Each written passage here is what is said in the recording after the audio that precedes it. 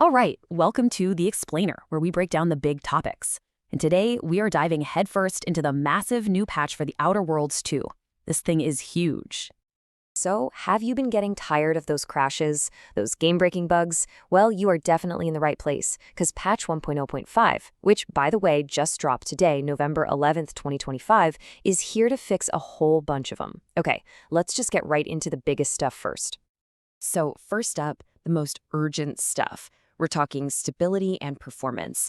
The devs, they clearly heard the community loud and clear, and they went right for the biggest frustrations first, just making the game fundamentally more stable. Okay, first up, and this is a huge one for all you PC players out there. If you're running an NVIDIA card and using frame generation, you know what I'm talking about. Those constant crashes when you're just trying to move between areas, yeah, they should be gone. They specifically targeted and squashed that bug. And then there's this, save game corruption. Ugh, just the worst, right? Well, this patch brings some absolutely crucial fixes for that. It gets rid of these nasty bugs that could corrupt your save files, especially if they had some old, weird crime data in them. The autosave system is way more reliable, too. So yeah, your progress is a whole lot safer now. Thank goodness. Another one for the PC crowd, mouse lag. If your cursor has felt kind of floaty or slow, there's now an actual in-game setting to turn off mouse smoothing and acceleration. Finally, this means you get that direct one-to-one control for a much snappier, more responsive feel. All right, so it's not all just bug squashing and stability, which is great. This patch also digs into how the moment-to-moment gameplay actually feels. Let's talk about how combat and your companions have been tuned up. Okay, so let's be real. Your companions sometimes felt like they were made of glass in a firefight, right? Especially on the harder difficulties. Well, not anymore. The devs have given them a serious survivability boost. And get this, the leadership skill actually works now. So it correctly applies its health bonus. Your crew is going to feel way more like reliable allies and less like, walking targets.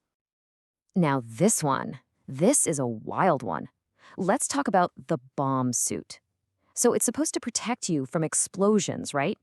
Well, because of a bug, it was actually reducing the explosive damage you caused. It was literally nerfing you. Crazy. So yeah, they fixed it. Now it does what it says on the tin. It protects you from getting blown up, just like it was always supposed to. They also did a pass on a bunch of perks to make things a little more fair and just make more sense. So perks like Menacing Mask and Vital Striker are now properly focused on melee builds, which was the whole point. And hey, for all you creature tamers out there, you're gonna love this. Nature's Best Friend is way better now. It costs fewer skill points, and your little creature buddies will stick around for a lot longer. A huge buff.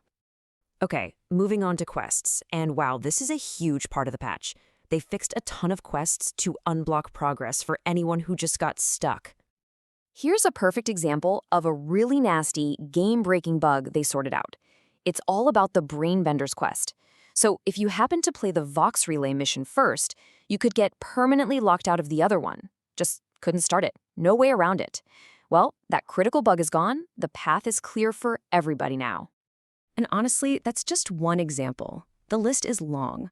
We're talking about tons of other missions that could get stuck or just have really confusing objectives. Quests like A Way Back to the Light and the Saboteur of Paradise now actually work the way they're supposed to. NPCs will show up when and where they should. Objective markers are more accurate. It's just a much, much smoother journey. All right, so beyond the big, game-breaking stuff, this patch is just packed with all those little quality-of-life changes. The small things that just add up to make the whole world feel way more polished. And you gotta love this one. Sometimes it's the little things, right? So apparently your character's eyebrows could just disappear when you opened your inventory. Poof, gone. Well, they fixed it. And not only that, but the eyebrow color you pick in character creation will actually save correctly now.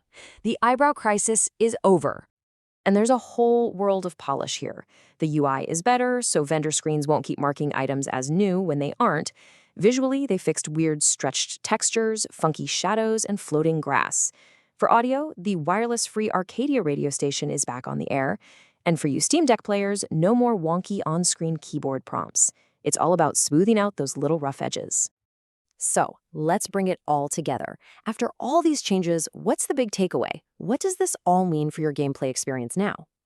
Look, at the end of the day, it means you're getting a much more stable, polished, and uninterrupted adventure in Halcyon.